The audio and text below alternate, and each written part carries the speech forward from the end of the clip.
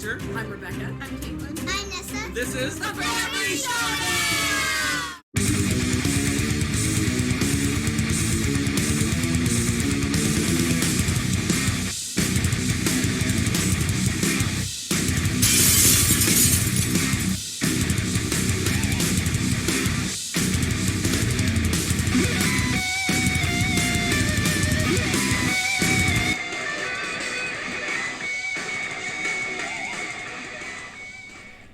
And fade to action!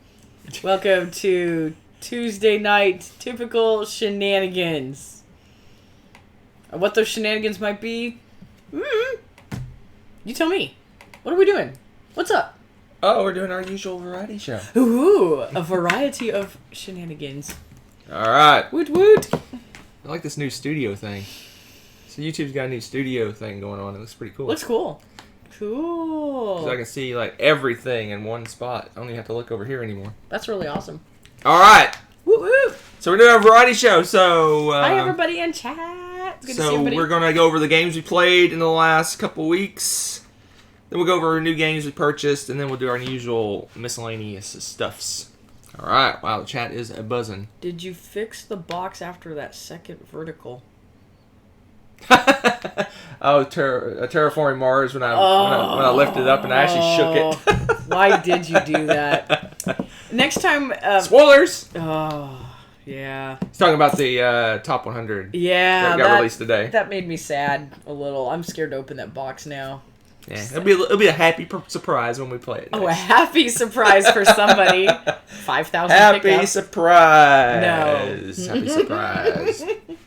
All right, folks, we're gonna just jump right in. Woo-woo. So, since last we met, I played 11 games. 11 games. I think I played more. And they're all No, and this is probably the first time in a long time. They were all great games. All great games. Wow, that's messed up. That's messed up. They were all great games. This is messed up. And then Rebecca played a couple of crappy games that I didn't play. No, I'm joking. One of them is great. One of them I don't know. I have no opinion of. So all great games, and then one I don't know about. Maybe that was a great game. We'll find out, I guess. Oh man, you're lucky I'm tired. This new chat's very distracting. I can see everything. It's like stats. I'm a stats guy, and there's all kinds of stats going on over here. Yes. This is the only split infinitive I can get behind right here. What's that? To boldly go. Oh. It's a split infinitive. Boldly to go? Well, no, it'd just be to go boldly. Oh. Boldly. To go? That sounds like food. Like you're ordering food. Go. Boldly to go, please. I ordered some Chinese from Boldly to go. Maybe bold ordering. All right, let's start off. So 11 games. We'll start off with number 11. Probably is it the biggest? No, it rivals the biggest game I played in size. But number 11. So everything's. We're starting out with 8s. So that should tell you something. 8 out of 10. These games get 8 out of 10. It's an oldie, but a goodie. Most people's gateway game of choice. Is this it? Yes, that's it. Right there. You gotta make room for it. It's so humongous. Dun dun dun dun dun dun. All right. So, Ticket to Ride. What? Ticket to Ride. Ticket to Ride. Ticket to Ride. So, we had some new additions to our gaming group last weekend. Weekend before last. Rebecca invited a teacher buddy and her husband. Yes, that was awesome. To game with us. And I would say they are... Actually, they're already it's introductory gamers. Would that be a good way to categorize them? Introductory plus. Okay. So we played several of my go-to party / new player type games. And yeah, because I haven't played a lot of board games, but they've played a ton of like CCGs and stuff. So that was awesome. Yeah. So very cool. So some of these are there's like a bunch of heavy games because we had a heavy game weekend, and then we had like new gamer weekend. So it's like a mixture. It was a blast. It's a mixture of heavy games throughout this list, stuff. and then like light party-ish type games. So Ticket to Ride. This is the 10th anniversary edition. I believe it's out of print and hard to find at this point. Well, yeah, because it's no longer the 10th anniversary. There's a 15th anniversary edition. From what I hear, is just like slightly better than the regular normal Ticket Ride. So this is like humongous Ticket to Ride with cool trains and all that adorable. Cool stuff. The board for this is ridiculously huge, though. Ridiculous. So, So, Ticket to Ride. I gave it an 8. It's my lowest on the list. I like this game quite a bit. I love this game. It doesn't. It's what I would call, for me. Now, for some people, but for me, it's it's a breezy game. You just kind of play, do your thing and stuff. It's not okay. It's not too complicated. The turns No. fly pretty quickly around Yeah. the board. This one had this one had a theme this time around when I played. It's called "Where Are the Orange Cards?" That was the theme of this game. So I was trying to build one of those big 6. If you play Ticket to Ride, the building routes across the map. I was building a big 6 orange route, and I went through the deck seemed like 4 times trying to get enough cards to be able to build that orange route. Yeah. Anyway, Ticket to Ride's a good one. It's a great gateway game. It's just a great game all around. We're gonna show off it. Show it off. Yes, and someone, I think it was Kabuki, asked, "What is the game we own that has the biggest board?" That's a really good question. Does that include player mats? Because I think I would say no. it doesn't I would include say no. player I would say mats. no. I would talk about. Are we actual talking board. one Actual board, board. one board individually, or all the boards that go with the game? Because some games have multiple boards. One of each. So the one. That one's probably the biggest overall. You think so? Okay. Yeah. Champions with the extra boards might rival it. Yeah. But I have a player mat that we'll talk about later that I think is the biggest board we own if you include player mats. That player mat's insane. But we'll talk about that one a little later on. So the cars, if you haven't seen the 10th anniversary edition, this is like my favorite part of the whole thing. This is ridiculous, but this is fun. Because the trains are cute, but these are cuter. Like, this is the circus car, and if you can see it, there's little baby giraffe heads and they're teeny little giraffes sticking out. This is railroad circus cars. And then, so that's one color. And then the greens are little cabooses. See? Caboosei. Caboosei? Just correcting your Latin, dear. Oh, my Latin. And then we have little coal cars. And then we have these Dutch flat barrel companies. Giant things of root beer. Oh, yeah. That's what I call them. They look like little root beer cars. And then this one, the blue, is just like little passenger cars. It's adorable. Yeah, I love it. It's I love a it. beautiful addition to the game. It's really the pretty. game. Edition And of this the game. board is, as you say, redonkulous. I think it's almost unnecessarily overproduced, but if you like, But it's 10th anniversary. But if you love Ticket to Ride, this is the version to have. I think This is the way to play it, because if you want to play it, it's just fun to have the big trains, and I don't know. I think it's ridiculous and worth it. Every bit of it. See, we're talking this much about my number 11. Think about it. What number 1's going to be all about. All right. Snore. All right. No, just kidding. Onward. So here's another game we played with the. This is another of our go-to new gamer games. It's Rebecca's probably the go-to new gamer game for her. One of them now. Yeah. And that is the unassuming little box of Incan Gold that has been played to death, to the point that, well, the box is falling apart, and I've been gentle with this thing. The tents are getting worn, which is sad because Incan Gold's a pressure luck game where you're going down into a cave, exploring, gathering treasure, and at some point it gets too dangerous and you leave, and then you try to stay as long as you can without dying. If you get enough of the hazard cards, you bust basically. We had to sleeve these because they're getting. You could start to tell the artifacts from the other cards. Yeah, because they actually aren't nearly as worn. Yeah. It's. Oh my gosh, I love this game so much, and I'm gonna be sad when it finally actually dies. I think. But then we get the fancy new Diamant. I think Yellow does the Diamant. The new. It was like Diamant, then Incan Gold, and now it's Diamant again. It's not the same. It's Incan Gold. It's always Incan Gold to me. I'm just saying. Why are you staring at the chat? Isn't Incan Gold the start of most of the Family Showdown? Yes, it is pretty much. Like it's true. Yeah. We should play this with the internet. We did kind of once, and I ran and got like 80 points in one turn, and we stopped playing it. I think. Well, okay, but maybe they should play me. Because you're insane. Oh, Incan Gold. All right, that's number. He never does leave. It's funny. Yeah, but you know what? When I play that game, there's 5 rounds. I get 0 points, 0 points, 0 points, 73 points, 0 points, and end up winning a lot of the times. It is really weird. Yeah. So I get like one round, that round. Sometimes that round doesn't happen and I lose, but if I get that one round, it's all over. If Hunter played against Tom, it would end up on next week's South Park. Probably.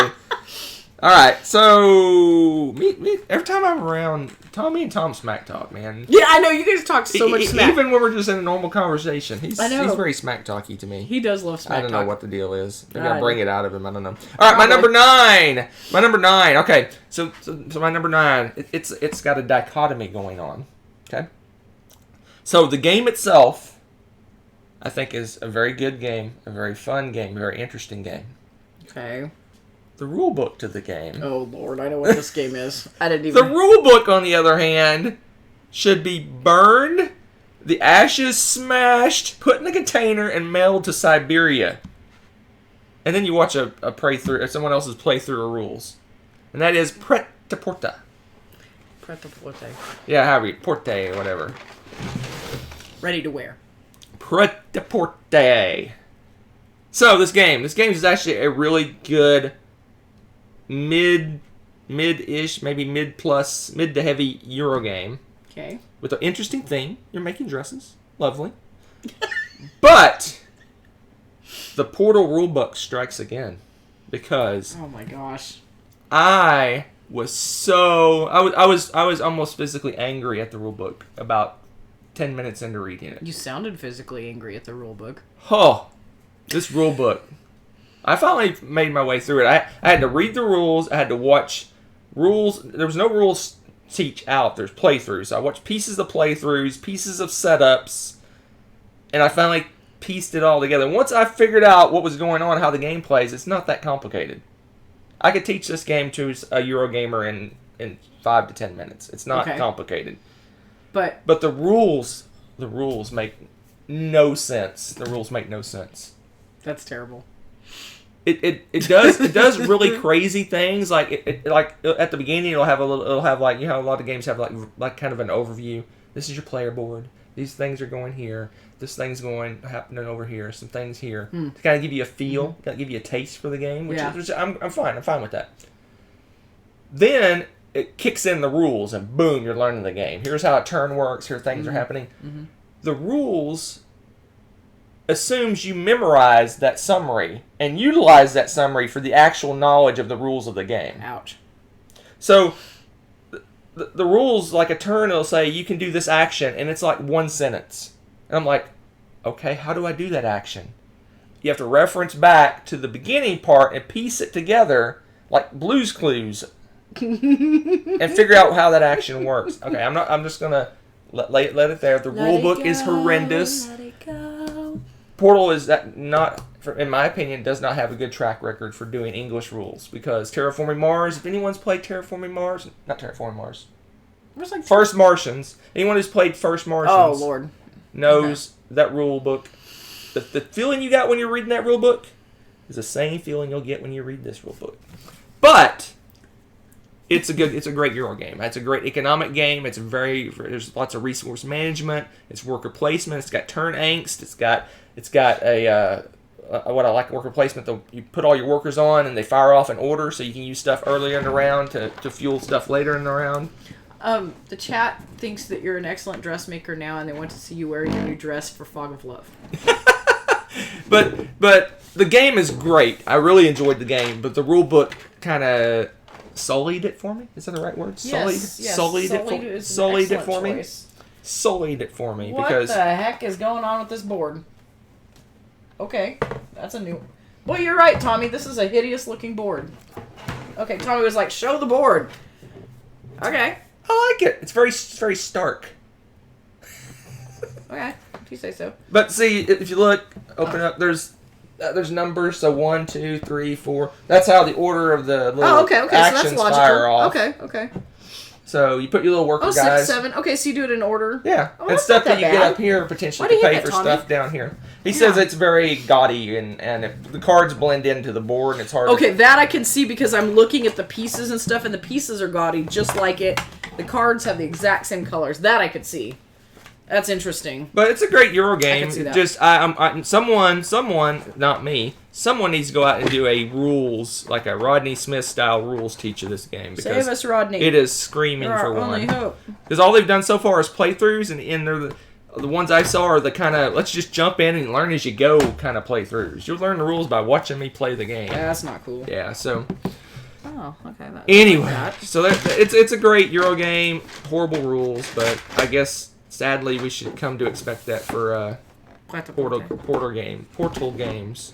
Come on, Ignacy. I don't know if it's the Dear- English dear translation, if it's the Ignacy writes his own rule book, so that I don't know if he does or not, but if he does, he assumes you know the rules, and a lot of rules. People that write rule books that are the designers of the game just have they have it in their head. Oh, I know how to do that, so I don't need to write a detailed description of what's going on here. So I don't know what it is, but they don't have a good track record. Interesting. Be about making video games?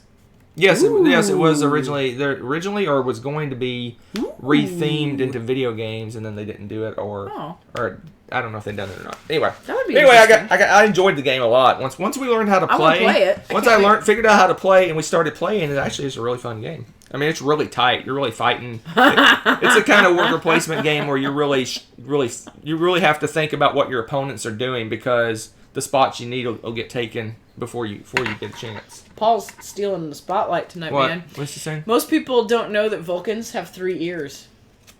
A left ear, a right ear, and a final front ear.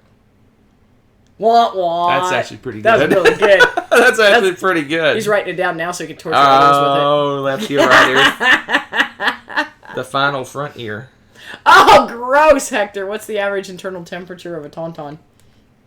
Lukewarm. I've heard that one before. I like that. Oh dear, we're doing dad jokes. We should just do a dad joke. Oh, and by the way, we're going to talk about. I said we're going to talk about the new games we got. Pret-a-Porter was new. In fact, we took it off my porch and put it on the table and started playing. Well, I started struggling through the rules. I was going to say, you didn't start playing. You started screaming at the box. All right, next up is one of those party games we played with the new gamers, the new game people that visited our game group, and that is. Oh, I got them out of order. Did you? I don't know. No, I don't. Well, no, then that's not true. So the next game is Nice. It was a new. We just bought this game. We were going to play it last game day, but it didn't happen. But we played it this one of the game days. And that's the Mysterium with the Traitor. Obscurio. So we played Obscurio with the. I think we played it with before the new newbies arrived. Yeah, because I was gonna say everybody. Yeah. So the Obscurio is basically imagine Mysterium, but there's a traitor involved. I enjoyed this one quite a bit. I played the book, basically the ghost in this game. Yeah, it was cool. And I enjoyed it quite a bit. I think we played it on easy level, and I think we need to crank it up next time we play, because the good guys won. Fairly easily. Yeah. They would have won on easy and medium, but they potentially would have lost on hard. Yeah. So I thought that was kind of interesting. So next time we go, we'll probably crank it up to hard. At least medium, maybe hard. But anyway, it was fun. I enjoyed it. The traitor aspect was I thought it would be kind of overwhelming. It would overwhelm the game, but it felt like it was just there and kind of messing with things a little bit. The traitor did his thing, and it wasn't like that was like the... I just ignored people's suggestions that didn't make sense and did fine, so the traitor didn't get me. Yeah. Usually. But one thing that's different from a lot of... that I noticed right off the bat that's different from a lot of these social deduction kind of hidden role games is you're going to close your eyes a bunch in this game. There's not a lot. Most traitor games you'll do at the start, you'll close your eyes, you figure out who the traitor is, and then you kind of go on with the game. This one, every round you close your eyes. Yeah. Which is kind of different. That might be weird for some people to close your eyes that much in a game. I don't know. Because I think we ended up, it was probably 7-8 times rounds that we played. Oh yeah, because you have to select something with the traitor has to pick out cards each time. Yeah, but I mean, if you play werewolf or something, it's just kind of along the same lines. I don't think it's that big. Am I crazy? Maybe I don't know. But I loved it. If you want, if you like Mysterium and you want to kind of crank it up and trick it up a little bit, this is a great game. It's a really, really good game. Easy to teach. It plays fast. It's fun. I like it. I like the little traps that trick up each round. Each round's somewhat different each time. I like how you select the clues. It's a little more intricate than the Mysterium. Mysterium's kind of, here's some cards, go with it. You're cut loose with that whole card going, okay. Whereas Obscurio, you can actually point to clues. Yeah, and that be was more interesting. specific with That was the a lot clues. more helpful. Yeah. But there's things that, like these curses, that will obscure things, like, or he can't point out to something specific, right. and that was interesting too. So I don't know. If you liked Mysterium at all, or you like Trader Element games, this one would be a good It's a one. good one, Out, so. and if the traitor gets discovered, It doesn't end the game. It doesn't happen until the very end. You can't actually accuse the traitor until the very end, so you can do traitor things until the end. And even whether they're obvious or not. and then right? once you figure out who it is, they still get they're not out of the game. They can still participate. Oh, Detective Club. Don't we have Detective? Yes, we do. We haven't. We haven't tried it yet, James. We played 'cause- it.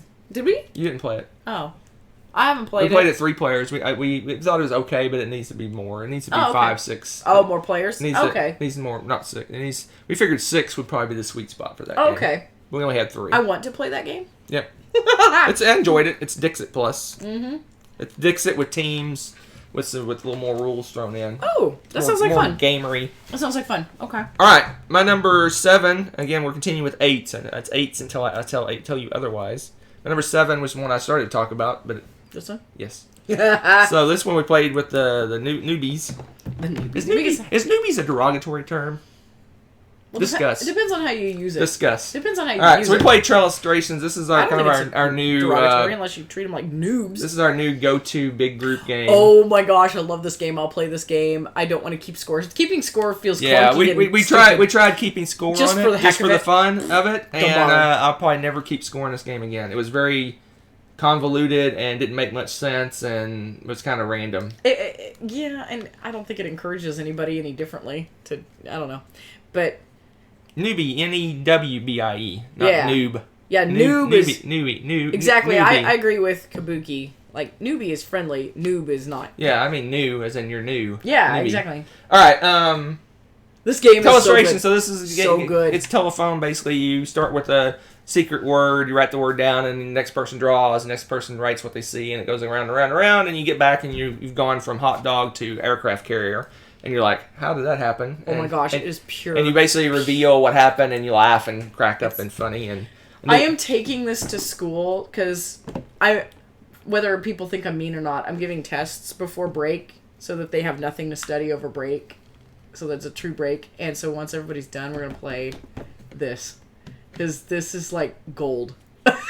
yeah, this one's It's funny. like, it's perfect. And I love... It's not really my kind of game because I'm not a very good drawer, but if you can't draw well, it makes it even funnier. It really does. Stick people are the best. I say that because I draw sticks. It's funny every time I draw stick people when I draw, and then I'll draw the stick people, and they'll have to like put clothes on them. I'm like, how do I put clothes on this? So I'll have a stick person with a shirt drawn over the top of it, or a dress drawn over the top of it. It's special. Yeah, So special. I just say this game's hilarious. Like, why you shouldn't keep score? You should just laugh. No. It's not worth. But the best part. I did it once just to see what it was like. I was trying to see is it viable for maybe a board game like a competition tournament or something like that. Nah. No, it's not No, viable. but the best part is the reveals. Everyone goes around and does the watches the transition or the train wreck that becomes what they're. Yeah, when it goes all the way around, and everyone gets it right. It's like, yeah, it's interesting. Everyone's like, yeah, you got it. But we like when it's like crazy, it's goes better when off it the gets rails. screwed up. It's the best. So many stories. And it's funny to play it with the kids because Vanessa will draw something, and I have no. I'm usually after her. I have no clue what she drew, so I just write what I draw. She drew. I don't try to rationalize it or find something that may fit it. I just say write what it is, and then it gets crazy. And then she comes back and she says, "Okay, this is that." I'm like, "Oh, okay." And it makes sense. It makes sense what she's Oh, drawing. the generational thing's hilarious. I still love because the housewife thing was so funny because my dad drew like some woman cooking over a stove and a dress. Nessa put girl cooking. She put girl cooking. She has no idea about like the stereotype of a housewife, right. And it was hysterical to watch. This game's hilarious. The morphing, and it's good stuff. All right, let's move on Gold to my number 6. Gold. I'll play that anytime. Of all our Felds, this falls like right in the middle of them, and it's an 8. So that tells you how much I love Feld games. But that is a Notre Dame. Oh, we got Sam Healy in the back. No, you're just dumb. Wow. Okay. I've been dealing with sick children. I'm just saying. I'm lucky to be conscious. All right, so Notre Dame, it's a one of the punitive felds where the game's Punitive. fighting against you. Why? That I'm gonna make that word a word. Webster's gonna finally give in like 2025 and just put it in the dictionary. Good Lord. It's gonna be a word. That's it. Everyone storm Webster's. So Notre Dame. So this is like I said, Stefan Feld game. It's it's one of I'd almost say one of his more lighter, quicker, easier to teach games. Full of rats and pestilence. So basically, you're basically developing a section of the city. You have these different buildings that you can influence, and you're putting cubes on to influence the buildings. And usually, as the more cubes you put on a building, the more powerful that building becomes and gives you more benefits. But if you're foregoing influencing other buildings, and so you're not making those more powerful. You have a plague going on, so rats are killing you, so you have to fight those off. There's different things you can do to mitigate the damage of the rats, the pestilence. But at the heart of the game, it's card driven. So you have a hand of 9 action cards. You're gonna draw 3 of those cards. You're gonna look at them, take one, and pass. You're gonna draft action cards. You're gonna end up with 3 action cards. You're gonna play 2 of those during your turn, and decide what you get to do during the turn. So many choices. It's just got a lot going on. It seems like the game is. He designed it to be a struggle. So the pestilence piece is a struggle. Money is so incredibly crazy tight in this game, so you're struggling to have enough money to do things you need to do. If you like games where you're not only competing against the other players, but you're competing against the game itself, this is maybe a lighter one of those, because the rats, for the most part, you can fight those guys off if you really concentrate on them. Fight off the rats! Fight off the rats! So I like it. Like I said, it rat. falls in the middle of the pack for Felds, but that's saying a lot. You can see the gaping hole. If it's in the middle of the pack of the Felds, I think it's a great game. So the middle of the pack. Okay, that's not actually how that song goes, but it works. Get out of here. No comments? You didn't play. Actually, I think this was a prophetic picture. Oh yeah, the burning around. Yeah, Kabuki. Notre Too Dame. soon, by the way. Too soon. Making Is that what trogdor she jokes said? and Oh. pre-flambe and all this. Oh man. All right, so that's a good one. So Naughty. So you go, if you're looking to, that's the 10th anniversary edition. I believe it's still available. It includes an expansion in the box. So there's that. And a Castles of Burgundy expansion we've never played. Oh yeah. I finally threw it in the Castles of Burgundy box. So Hey, what an idea! Maybe we'll remember to play it. What an idea! All right. All right. So now where are we to? We're still in the 8s. Another party game. We played this with the newbies. Another one that I will always play. You can talk about this one. That ain't drink. Time's Up is so glorious. I think you guys, if you haven't heard about it from now, you probably haven't been watching our videos, and you should go back and find out about them, because this one is another one that is pure gold, and it's another great group game with more outgoing individuals. Again, if you have some wallflowers, you might want to volunteer to do the acting or something and let them guess, but you're getting titles to movies and songs and what else? Movies, songs, TV shows, books, more like general knowledge sorts of things for probably more our generation-ish and Yeah, like, I would say it's geared towards 30 plus. So. Yeah, I was going to say, I think the younger generation is going to be like, about some of these, but whatever. They can deal. And then, it's because you can also, it's not just knowing the show, it's how to get people to guess the words and stuff. Right, and at first you can sing and dance and do whatever. And then the next round you only get to say one word clue. And then after that you can't say anything. And you have to you can hum, I think, and do signs, and that's it. And oh my gosh, it gets so funny. And we got lazy. And it bit us in the butt because everyone was sitting around the table and we're all like, we'll just keep sitting, and no one was really signing. So by the time we got to the third round and you have to sign stuff, we were like, we haven't been making signs, guys. You know, there's no... It was actually pretty funny. So dismissive of younger people. I'm just saying, some of their general knowledge has Caitlin holes. played with us, and she struggled. She struggled with some of them, Struggled with some of the things, and she didn't know what they were, so she had to kind of sound out the words. She had to But she did well with that, which is why I said She couldn't They could kind of describe, actors and when it Yeah. was and what was going on. She had to actually go, okay, the first word is this. Yeah. How do I get them to say this word? Yeah. I mean, it was a completely different type of... She had to take a different approach than maybe She basically played charades almost, in a way. Yeah, and she did great with it. Yeah. She was doing fine with it. And when the songs that she knew, and she knew the songs, all the songs, I think, for all of them, so she did fine with that. And it was a blast. Oh my gosh. I love this. And it would be easy enough if you play with younger people all the time. You could probably throw in make some cards with newer stuff and mix it in. It'd be easy to do. But All right, anyway, so we got a lot of questions. Let me back up. So, Ooh. Game Night, Castles of Burgundy. Yes, I did watch it, and Rodney did a great teach. So if you're learning to play Castles of Burgundy, the teaches are actually pretty good at the start of the Game Night Castles of Burgundy video. So you can just watch that and do it, Yes, we know there's expansions, but we got unopened packages of cards in our box still. Because we keep getting like dice tower things and other things thrown in, so we have stuff we haven't even opened in that box. That's pretty fun. That's true. That'll be fun. What else? Monikers. We never played that game, but I've heard good things about it in relation to Time's Up. So see, Kabuki. Yeah, this is why I love this game too. With Time's Up, Kabuki says she played a game where a guy had never heard of Rosemary's Baby. Right. So they said an herb and a child. I'm Yeah. like, that's all you need. Yeah, you have to go with the words that are in the name, right? That's you can't, fantastic. Which you can do. We can do, especially in the talking part, because you can say anything you want. And then you start to build, and that's when you want to start building stuff for the next rounds too. You got to think ahead a little bit. Well, to then be a lot of times the successful, people that do the do it that way gives you a word to use in the second round. Where you can only use one word, so you'll say herb. Yeah, exactly. And they'll say Rosemary's Baby. Maybe they'll know it. But then the third round, you're going, oh, we got nothing. Yeah, you do baby. All right.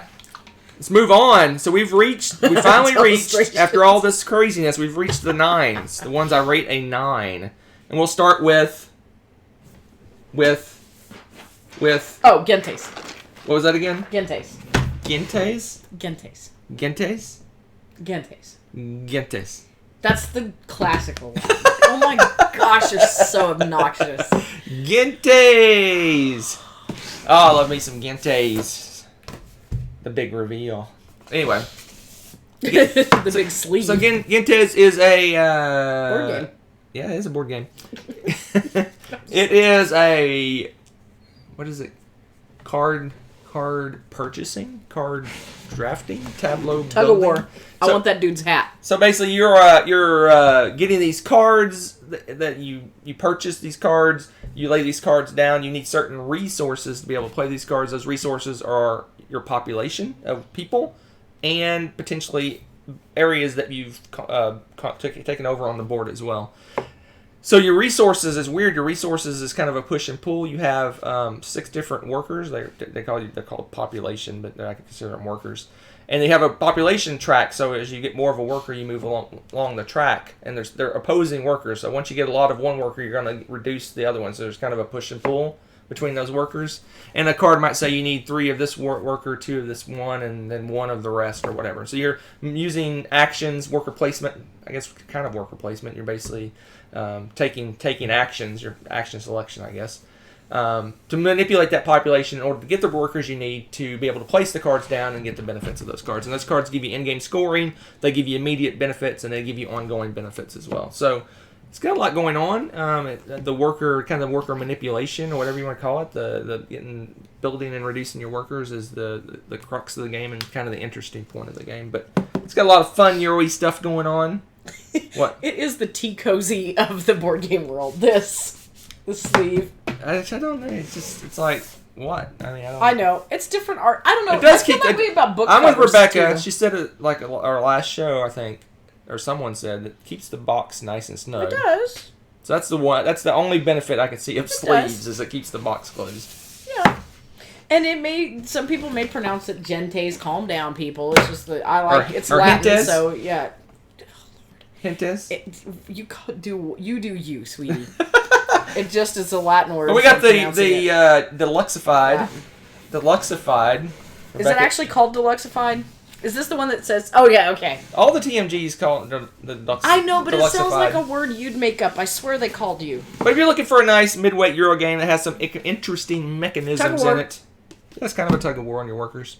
It is. I call it that. Gentes. Yes, he loves it so much. What?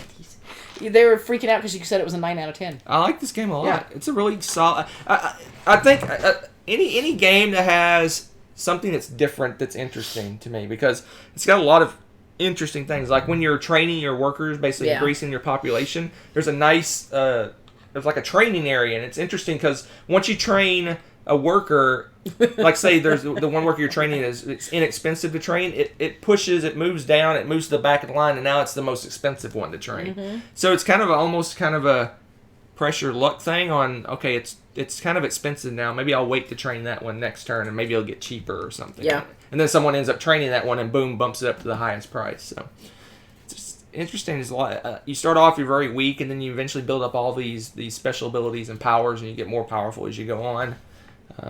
It's got a nice time system when you're with your actions. So every action, for most part, I think every action takes a certain amount of time. Yeah. So you have these slots on your player board that when you take, let's say an action takes 2 time, you take the action token, put it on your board, and then you have 2 time tokens, and you can either put them in 2 spots or you can pair them up on 1 spot. But that means it's going to carry over to the next round, and you're going to lose a spot for next round. And you have so many slots that you fill up. Once it's full, the round's over for you. And there's ways to get these more slots to open up as time goes by, where you can take at the end of it, you probably have almost all your everything opens, and you're taking much longer turns towards the end of the game, or longer rounds, something like that. Yeah. So it's just got a lot of cool things going on. That's why it's a 9, but it's at the bottom of the list of 9s for this time. So so it'd be like a 9-1. I actually did, like some people went and put points. Is this according to the BGG rating scale? Yes. Yes. All right, so the next one. My number 3 is the new hotness. The new hotness. Reavers of Midgard. Goodbye, champions of Midgard. No. Hello, Reavers. She likes Reavers better. So you want to talk about this one since you like it better than Champions? I like it not as much as Champions. Okay. First of all, the artwork in this is like insano. And look at this dice tray, people. Is that not pretty? Yeah, we're gonna get a better. It's over the top. We're gonna get a better version of that dice tray. That's scary because this is. Oh yeah, I forgot about that. This is kind of busted up. Everything's in a nice little tray. Thank you. Okay, and then the board. The board of. You sure this isn't the biggest board we have? Non-player mat board. I think Ticket to Ride's bigger than that. Yeah, that's true. It is. It is.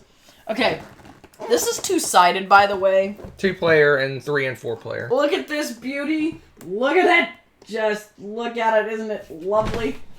That's a beauty. That's a beauty. That's a beauty. What are you doing? Oh, you're showing off the mat? All right, fine. You're such a baby. Mr. I Love Champions. There you go. Oh, yeah. Look at that. Look at how pretty. Pretty. Oh, I lost the board. Okay. Anyway, look at that. Hey, you're slacking. No, I'm not. It was lagging. It was sagging. Look at that. It's beautiful. Go away. So beautiful. It's so pretty. Okay, and then it's got, so much going on. So, these are the player boards. Again, sweet. Yeah, they're 2-layered. They're 2-layered, and so you can, multi-purpose cards. Ah! Okay, so you've got multi-purpose cards. Your Reavers are multi-purpose. Your Reavers are multi-purpose. So you can put them in here in the leadership spot, which they have a little emblem that corresponds with the goodies you get. Check that off. It's the red guy. You get these goodies. I mean, cool. Okay? And then you put your dice here. You get some little bonus thingies that you get to use every round. They go slide down in here. If you get some artifacts and stuff, you stick them over on the sides. They fit nicely in there. Okay, got those. And then if you want to use the bottoms of these cards, then you slide them like so. And then they pop anytime anybody does say for example, the Raid Villages action. Boom, all that stuff can fire off if you want it to. Or, hey, you know what? When I raid the keeps, boom, that stuff fires off.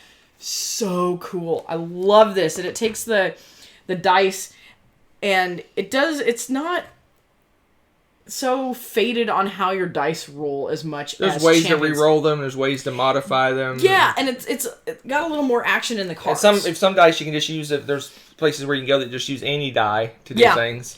And the victory points let you re-roll and stuff. Favor. The favor, kind of like Champions does, but it does more. Well, no, Champions have that a lot. It's easier to get food once you figure out some certain ways, like chaining cards and stuff like that. Oh man. I love this game. It's ridiculous. It's really good. It's really good. It's beautiful. It's fun. I still like Champions better. Hunter made a cool scoring sheet and laminated it so we can just add up our scores at the end and just whoop and do that, which I thought was kind of cool. And, oh man, it's a beaut. This is an awesome game. It is really good. It lives up to the hype in my book. Yeah, if you don't like the randomness of Champions, this game takes a lot of randomness out of it. But this is so good. This so much better. When you go to fight, if you play Champions, you go out and fight monsters, and when you fight the monsters in Champions, it's just you roll your workers that are basically warrior dice, and then you can use favor to get rerolls and modify them and things like that. In this game, you have a choice when you fight things. You can either do the same thing. You can spend hammer symbols, dice that have hammer symbols to roll just standard combat dice like in Champions, or every monster has a selection of dice, and if you get that exact selection of dice, you can just spin those dice and automatically win. Whereas the other one, you have a chance of losing. So, so there you go. It's so pretty. Kabuki's saying she's expecting Leaving Earth to be on this list. No leaving Earth yet. All right, let's move on. Move on to my number 2. One of my favorites. I won't spoil my top 100 to say more. One of my favorite Lacerda. Lacerda? Lacerda. Lacerda. Vinhos. No. Vinhos. Vinhos. Vinhos. Yeah. Yes. I corrected her on the pronunciation that I just said it wrong. I know, it's great. It's Vinhos. Because Vinhos. it's Portuguese instead of whatever we thought it was. Some weird Italian, probably. Yeah. But yeah, Vinhos. Ho, Vinhos. So this one is a Good game. action selection game. So Yes. It's a Lacerda game, so it's a big to teach, hard to teach, kind of hard to learn. But once you start playing, the actions are easy because you have a little worker that's sitting on a little 3x3 grid, and all you do for your turn is you move the worker to a spot on that grid and take the action of that spot. And it's another one of those where there's so much complexity to it, but when you go through and plan, I don't know, I really like how the regions work because it's kind of area control-ish, but not. You go in and you get to take wine out of your vineyard from a certain region, and you put a little token there, and so you put cubes in there, and you can use those cubes later to bolster your prices. And it's so cool because 1 or 2 people probably take that, usually not more, because you're trying to get multiples usually. But you get to keep going back to that and getting those little tokens and stuff as you use them, and each one has a different benefit. So it's kind of fun to diversify and get a few regions, but you don't want to get all of them necessarily. I think you'd spread yourself too thin, but if you get a few of them that have some different little benefits and stuff, I just think it's so much fun to kind of play with those and tweak and try to max out, squeeze how many victory points can you squeeze out of that and how many prices can you get that's good. So what is going on? I don't know what's going on in the chat. Vinhos to viticulture. Much heavier. Way heavier, but I get the same enjoyment out of it. If that makes any sense. You kind of get the same feeling, but viticulture concentrates more on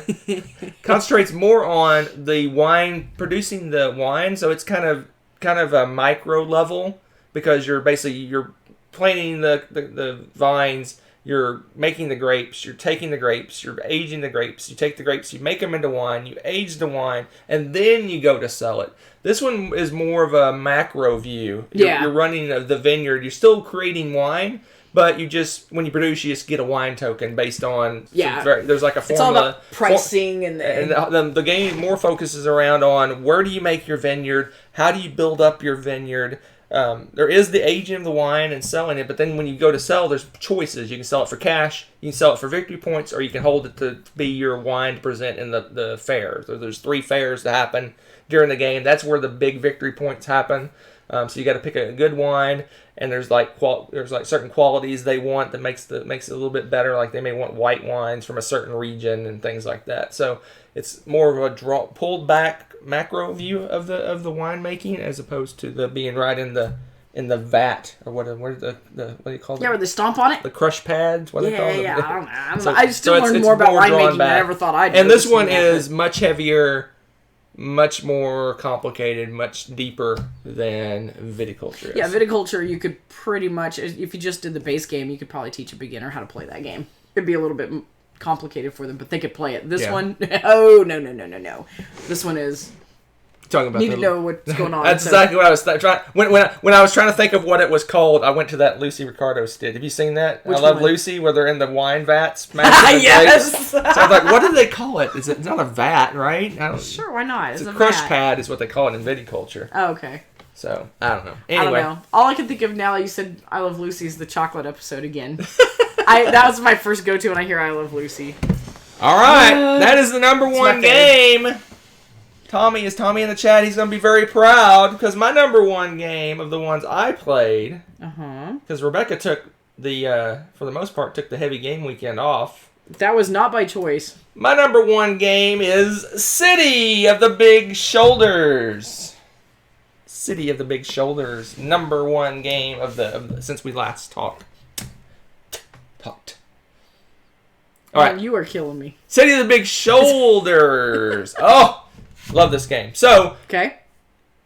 if you like 18xx games, but you want to focus in more on kind of the business aspects, Okay. stock market piece of it, Okay. take away the trains and the track building and all the pick up deliver stuff. Okay. If that isn't your jam, but you like the other stuff, that's what City of Big Shoulders is. It's about stock manipulation. It's about running companies. It has all that same feel of 18xx without having to deal with the trains and the pick up and deliver and the tracks and all that stuff. All that things going on over here. You're running businesses. You're basically kind of building up your businesses, making them more efficient. It's a lot of resource management in your business. So take the tracks away and throw in a heavy Euro game in place of the tracks. Okay. And that's what you get. So when I play 18xx, my favorite part of the game is the stock market, the controlling the businesses, figuring out how much money you need for this and that, and the tracks and the trains and the cutthroat of 18xx is taken away. Okay. So it's like this game was made for me. That's cool. I give this a 9 only because I've only played it 2 players, and it feels like 2 players is slightly limited because there wasn't much competition. We can kind of keep to ourselves and do our own thing. And do your own thing and not be, okay. But at the con, Board Game Geek convention this coming, starts tomorrow. Wow, it does. I'm playing City of the Big Shoulders with the full 4 players, and I'm going to see how that happens, because I think, although I love the game and I enjoyed it a lot, it felt like there was a piece missing. Okay. Because there wasn't any of this angst of, oh my gosh, you did that and I didn't want you to do that. Yeah, we could almost do, we did have some competition for the worker placement spots because it's a worker placement game. Like I said, they replaced the tracks and the train with a Euro game. So it's worker placement, resource management, and things like that. Okay. That we had some competition there for the buildings, putting our workers on the building because we take a spot. But for selling our goods and things like that, we had 0 competition. Yeah, because you're just 2. Okay. So is it mostly stocks then? It's managing stocks? No, it's mostly a heavy Euro game. Okay. Stocks is a piece of it. It's a good portion. That's where. Okay. The thing is that the heavy Euro piece drives the game. But your points are going to come from the value of your stocks at the end, right? So I would say 90% of our points, probably maybe 80% of our points came from the stock value of the companies we've invested in. So, no, it's not a Splotter game. No, it's not. It's a Kickstarter game. I think it's from an unknown publisher, an unknown publishing company as well. So they're off to a good start from the sound. Yeah, I loved it. I loved it. It if I would rank this higher than 18xx if I was ranking games right now. And it's cool because it sounds like they really actually tried to put a decent theme on it. Like they have the poem that he based the game off of and stuff in the box, and when you read it, it sounds like the game. Right. I think it was pretty cool how they did that. So it's pretty cool. Yeah, this game, like I said, I enjoy 18xx, but I find the whole calculating how much money you make when you run your business you got to figure out, okay, I got to run 2 trains. I got to go through these cities, and I go this. I can only use this one track once. And what's my if I run it this way, I get $120. But wait, if I do it this way, I get $130. Oh wait, I could do it. There's all this this kind of and that some people, that's what they love about 18xx is figuring out, okay, what's the best, most efficient way I can run my trains. Okay.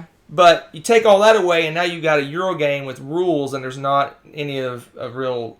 How can I best calculate the way to do the trains? Right? Okay. You're doing I'm running my business as a Euro game. You know the rules. You know what's going on. There's not. Well, if I run my company, if I run my production line this way, well, it'll produce $120. But let's say, what can I do? It's not any of that. It takes away the kind of. And if I'm not very good at that piece of it. Of the tracks, figuring out, okay, what I'm not very good at. I go, oh, okay, that looks good. And I'm more interested in stop manipulation and figuring out how to get the prices up and things like. Perfect for you. Yeah, so this is my kind of game. Okay. So after I'll talk about this in a minute. After the con, we're going to do a recap, and this may end up being bumped up. I think it can only go up. It can't go down by playing with more players. Yeah. That's it. That's my 11. There you go. Now, Rebecca played 2 games that I did not play. We'll talk briefly about Res Arcana. Let me take Big Shoulders off the screen. Oh, okay. This is one of my favorite We just talked about this a few weeks ago. Yeah, we just talked about this because we just played it, but played it again, and I'm still totally in love with this game. This is another one of those where it's you call it a deck builder, right? Or drafting? No, it's not a deck builder. Kind of. You build up your not a deck builder. Tableau building. Thank you, tableau builder. Yeah. Because you already have your deck, and it's really small. Actually, 8 cards. There's not that many cards. 8 cards. Yeah. Yeah, and you get those by we draft. I think that's one of the ways you can do it, or you can just have them randomly dealt to you, whichever you prefer. Right. We like to draft, but your goal is to get obviously victory points. Gee, like most games. Shocking, I know. But, oh, man, every time we play this, it's just fun to go after those big, what do they call those? The big... Places of power. Places of power. Okay, it's not a catchy name. I'll give them that. But I really enjoy the places of power and their unique abilities and stuff, because depending on what kind of a deck you get at the beginning of the game, it's going to help you determine, okay, which place of power am I going to go after ultimately. It's going to help me just, start cranking out the victory points, because it's the first person to 10. And once you kind of break that barrier and actually get your first victory point, it just starts to snowball faster and faster. Really and fast. You got to really watch what everybody's doing and when people get points, because sometimes it's sneaky. Like, they'll buy a card that's worth 1, and you're like, you don't think anything about it until you realize they already bought 2 other cards that's 1, and they're about to get that place of power that they can chain now with all this different. I just love it. I like all the different little elements and how you can trade and manipulate those to get different things. And again, it's just all of these unique abilities. The wizards all have unique abilities. Oof, fun game. It's all the right spots, and it's fast. It's pretty fast. 30 minutes.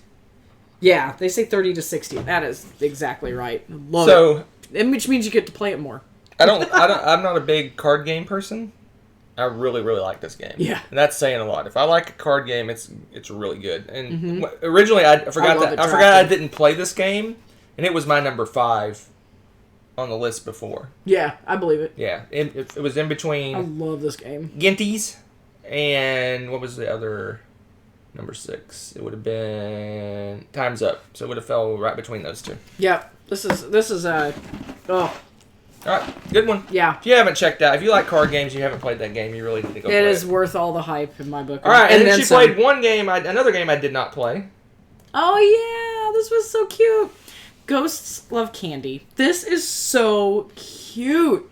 And it's more of a game than I thought it would be. I thought it would be... Excuse me, I'm losing my voice already. That's awesome. Yes, sorry.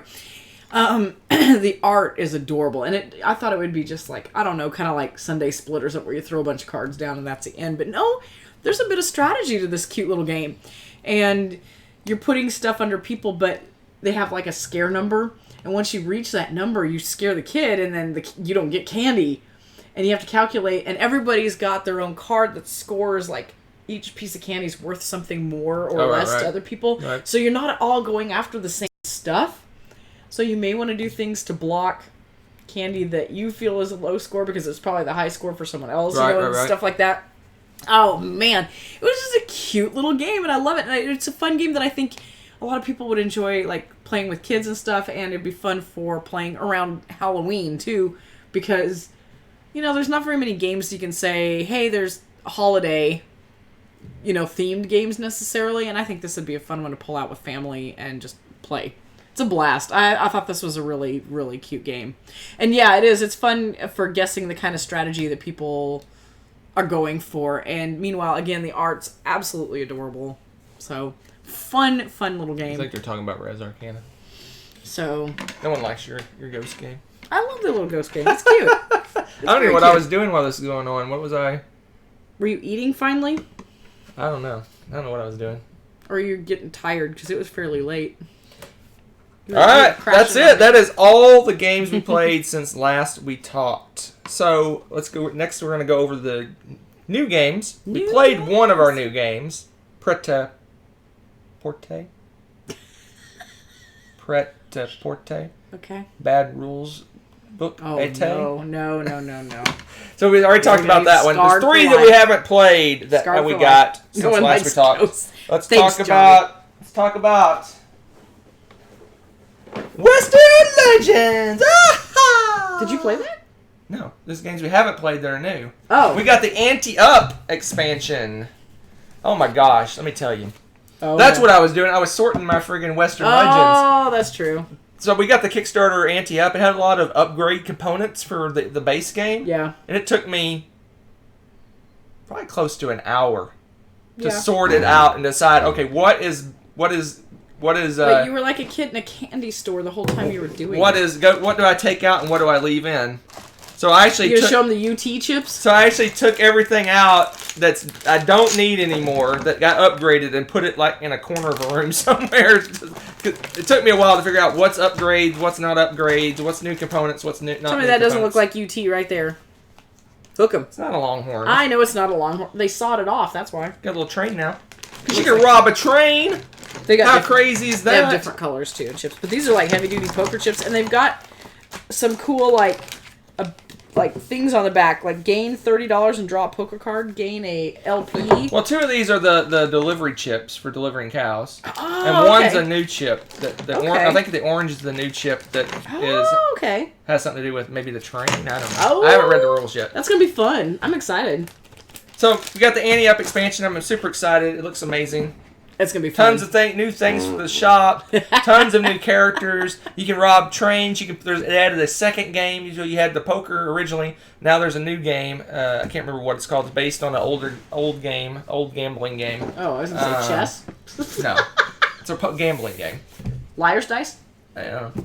They got a whole new set. So if you play 2 players, you play with the man in black. But they got a whole new set of cards for the man in black. And this. Included with this, I purchased the game mat, and that is our biggest board we own. Oh no, that's right. I forgot you pulled this monstrosity out. Look at this ridiculousness. Hello. We could use it to make it a curtain. This will be the curtain in the game room now. Yeah, this is insane. Yeah, he threw that down on the table, and it actually covered a good portion of our ginormous game table, like a lot of it, and it was okay. All right. There we go. There you go. That is insane. Hey, all right. So that's one game. It's one of our new games. It's a expansion. I'm trying to weasel my bestie to come over and have a tacky game day. Oh no. Played Zaya and Western Legends back to back. I see him taking you up on that. Another new game. QE. Oh yeah, I'm sorry. I was sick and I didn't get to play that. Yeah, it's minimum 3. It's gonna happen though soon. And Sicky over here couldn't play with us, Sorry. so I didn't get to play my new game. So QE is a bidding game, hidden bidding game. What's interesting about this game, my understanding is when you bid, you can bid any number you want. You're not limited by how much money you have or anything like that. You can say I bid $1 trillion, and that's a valid bid. If you're a high bid, you win. I'm not playing this with I children. think the trick is, at the end of the game, whoever bid the most money total Oh, you're going to get booted? Cannot win the game. Okay. So I can bid $1 trillion and win, but then it opens up everyone else to bid $10 billion and $100 billion, and then they're not even close. They're not even close to what I've bid, right? That's funny. But then you're gonna have someone to go, okay, well, I'm gonna bid 999,999,999. That's what I do, because I'd be a complete troll if you're going to be stupid like that. Yeah, I'd do it. And then you're really close, and then you can end up busting because, anyway, I think this is going to be a hilarious game. Huh. So, okay. I'm curious about this game, then. And the components are for what I saw, it looks really amazing. We'll go ahead and open her up because we're going to play this soon. As soon as we got 3 people in one spot, we're probably going to play this. Jeff. Wow, there's a catalog. What is this? Oh, because it's from Board Game Tables. Don't die, Jeff. You have so much to live for. There's a Board Game Tables catalog. What? Because it's produced by Board Game Tables. Oh. So here's your bidding things. You have like little blank checks. They're dry erase boards that you can bid on. So really nice. Different countries. And you got these big giant tokens. Send you samples that of you're the buying. fabric. These are the stocks you're buying. Different stocks you're buying. Oh. Yeah. And then you got a board. Some boards here. You keep track of stuff on it. Everything's like dry erase boards basically that you can write on. So there you go.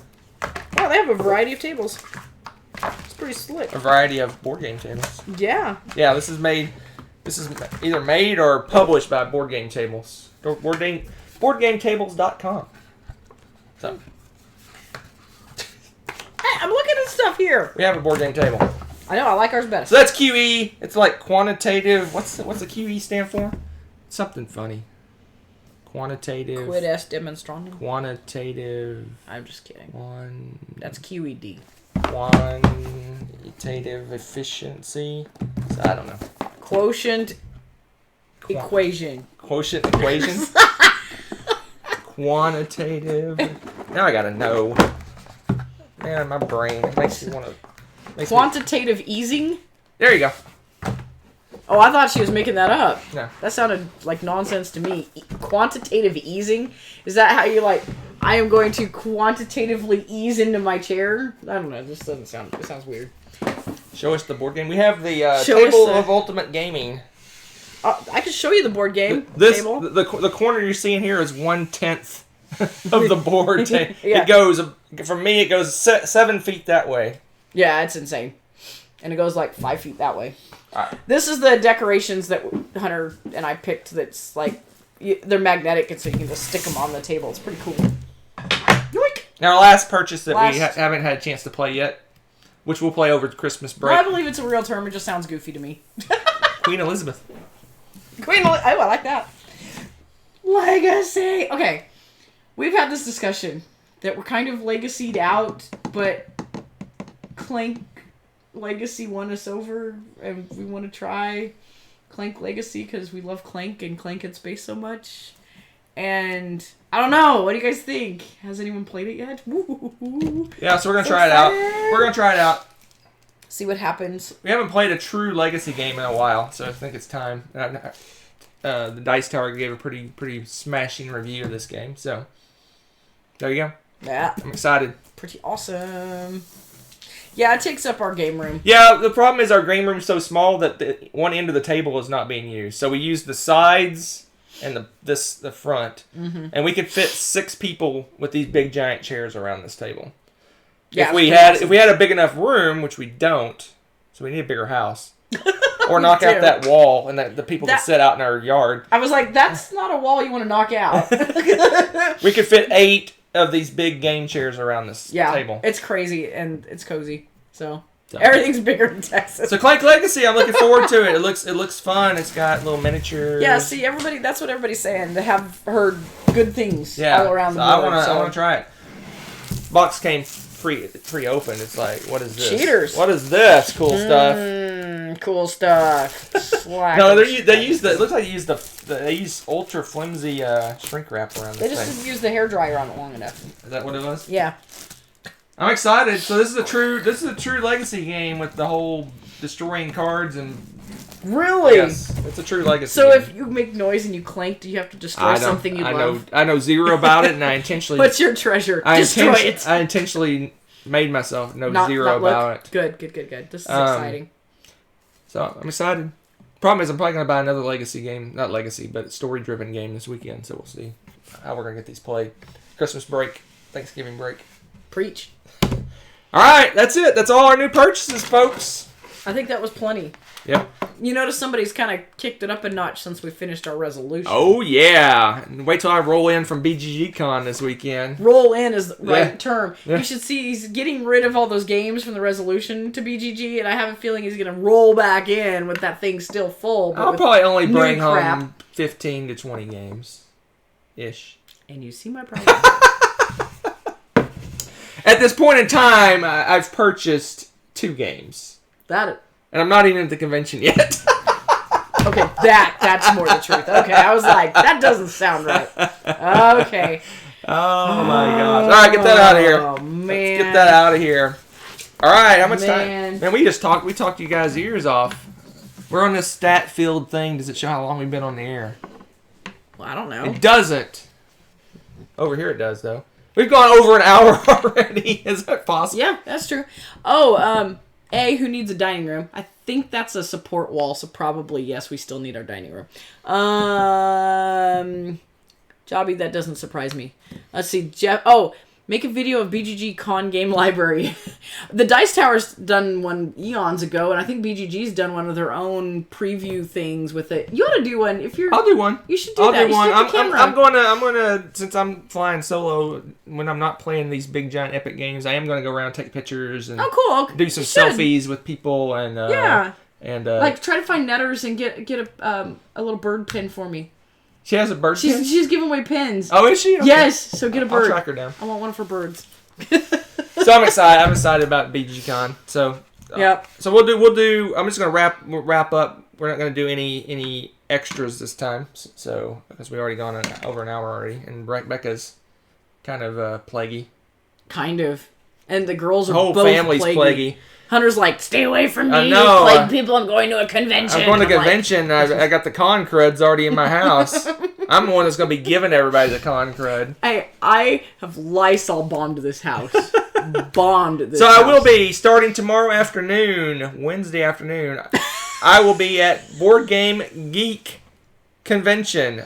I will be there Wednesday evening, all day Thursday, all day Friday, all day Saturday, and until they kick me out Sunday. That sounds about right. I got lots of heavy games going, but I do have, here and there, I have time to wander about. So come up and say hi if you're there. I'm going to make a concerted effort to actually talk with people.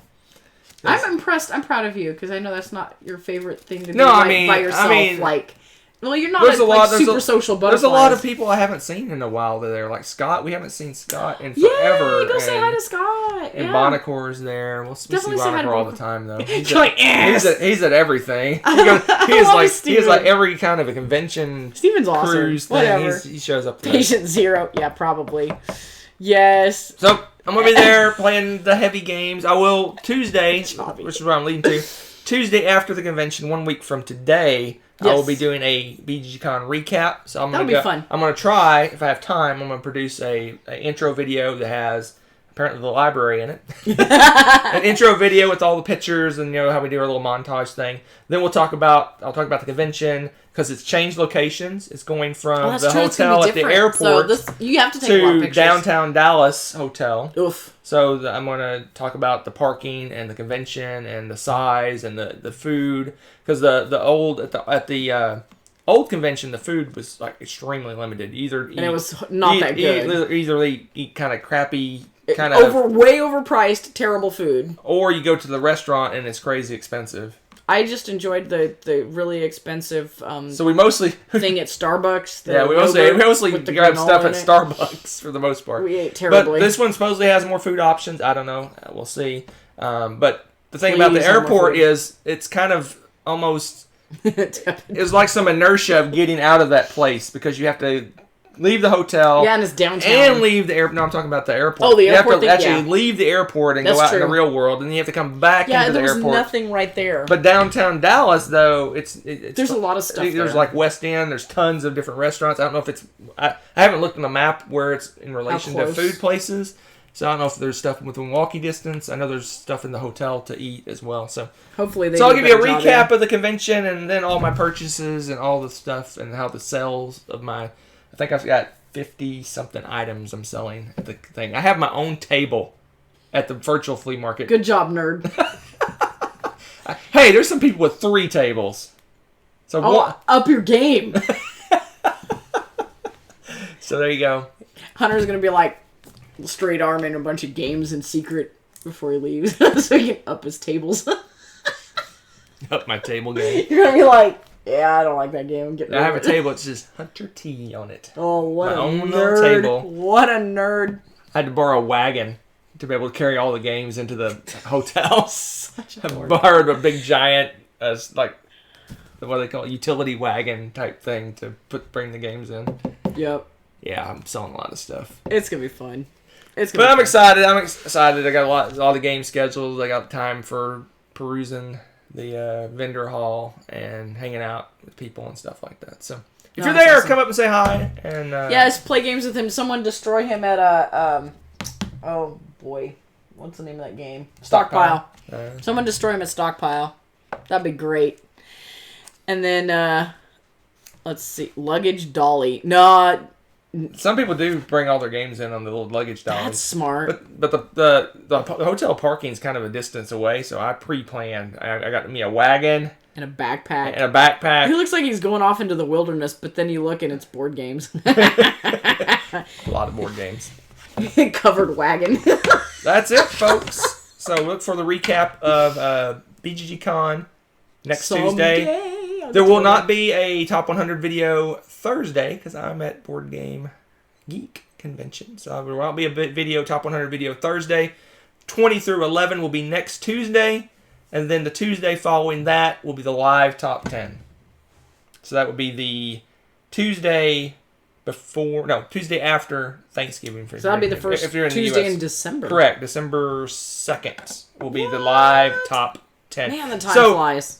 That's a good segue. Great segue. If you join our Board Game Geek Guild, and there's a link in the description to this video. If you join our guild, there is a calendar that I'm going to maintain of all our upcoming videos. I'm impressed. You go. So there's a calendar there. You can see when videos are going to get released. Obviously, they're not locked in. There could be changes. But I'm going to try to keep it at least like a month ahead. So a month ahead of where we are, so you can see what top 10s are coming up, what things are scheduled, and things like that. So join the guild and ask questions, chat, introduce yourself, that sort of thing. Because I was shocked about where everyone's from all over the world. There's people from all over the world, which is very cool. Yep. All right. You guys are Anything very else? cool. You guys are awesome. What game am I most excited to play? Ooh, that's a good question. You know, it was originally Dune. I'm playing a new version of Dune with the full player count. I'm very excited to play that. I'm sure Hector is excited to hear about that game. But after playing City of the Big Shoulders, I'm excited to play that 4 players. I think it's going to be interesting to play 4 players. So I got lots of heavy games being played at the convention. Because when I go without Rebecca, I find myself just kind of wandering, lost in the wilderness. So So I'm like, I want to schedule a ton of stuff, and then if I get overwhelmed, I'll go because they have signups for the Epic Game signup at BGG Con. Mm-hmm. If I get overwhelmed, I'll just say I'm not going to make this one because they sign up alternates. Oh, that's cool. So that's that cool. if you have to bow out, they can replace you real easily. But I would say 75% of my convention is scheduled with board game plays, and then the other quarter is going to be vendor hall and talking to people and things like that. So very cool. There you go. Dune. I'm excited. Dune. 6 players. Wow. Man, no wonder. You have to talk about that one. Take lots of pictures. Sidereal Confluence, Clans of Caledonia. Man, I want to play that one again. I love Sidereal Confluence. City of Big Shoulders, Battlestar Galactica, Antiquity. That's most of it. Wow, you have a lot of big... no, not in that. Merchants of Venus. Oh, yeah. High Frontier. Crazy epic space game. Oh, wow. Yeah. Man, you got some big ones. That's awesome. Very awesome. Lots and lots and lots of stuff. So, but cool. That's it. So for it, I'm playing in the morning and in the evening. And then the midday's kind of for the most part open to do whatever. There you go. Track them down, peeps. All right, folks. We're going to end it trouble. right there. You don't get any exciting Rebecca's reviews and things like that because we yammered about games forever. But yeah, that's the reason. All right, get us out of here. Bye. We'll see you Tuesday. Have fun, peeps. Stay safe, stay warm, play games, all sorts.